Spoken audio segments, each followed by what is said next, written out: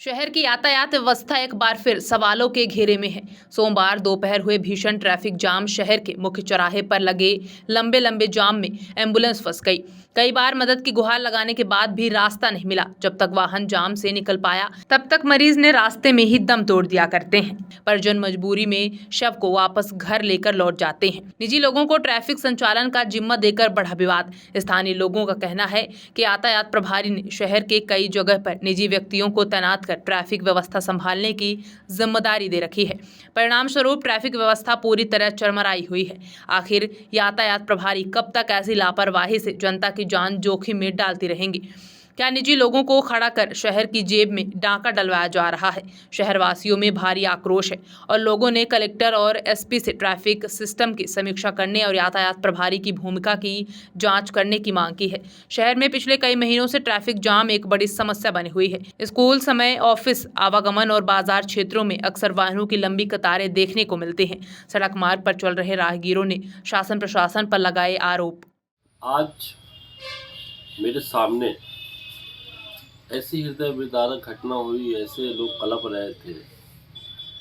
मैं किसी काम से सिरमौर चौराहा गया और सिरमौर चौराहा से वापस अपने घर ढेकहा की ओर आ रहा था।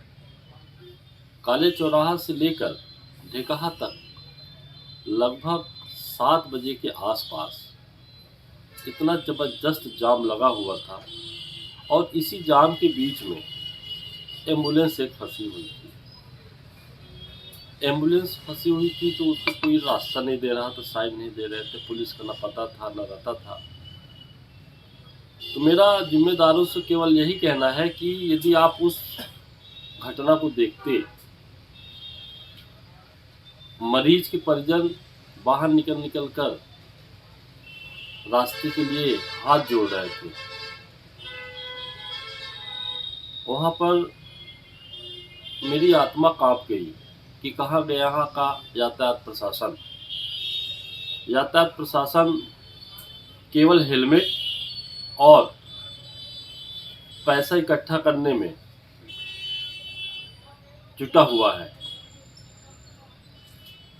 यातायात व्यवस्था न होने के कारण पता नहीं कितने जाने जा रही, पता नहीं कितने लोगों की ट्रेनें छूट रही और इसी का फायदा लेकर जो यहाँ के उप मुख्यमंत्री हैं वो फ्लाई ओवर बनाए जा रहे हैं। गड्ढे करके विकास कर रहे हैं। गड्ढे करो विकास करो, गड्ढे करो पाटो, गड्ढे करे पाटो, माने पाटो खोदो खोदो पाटो के अलावा कोई भी रीवा की विकास नहीं है।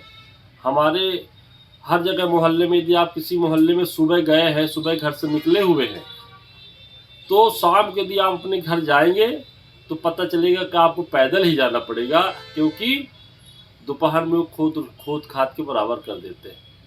इसलिए मेरा शासन प्रशासन माननीय कलेक्टर महोदय से विनम्र निवेदन है, आप लोगों के माध्यम से, मीडिया के माध्यम से, कि यातायात व्यवस्था को अपने हाथों में लेकर और खासकर ऐसा कुछ व्यवस्था बनाए कि मरीज एम्बुलेंस तो निकलने के लिए एक सही रास्ता रहे। यदि एम्बुलेंस कहीं साए साए करते हुए निकल ले तो उसको रास्ता मिल पाए। इसलिए मैं विनम्र आग्रह करना चाहता हूं कलेक्टर को, आप लोगों के माध्यम से, यातायात व्यवस्था को घूसखोरों के हाथ में मत सौंपिए।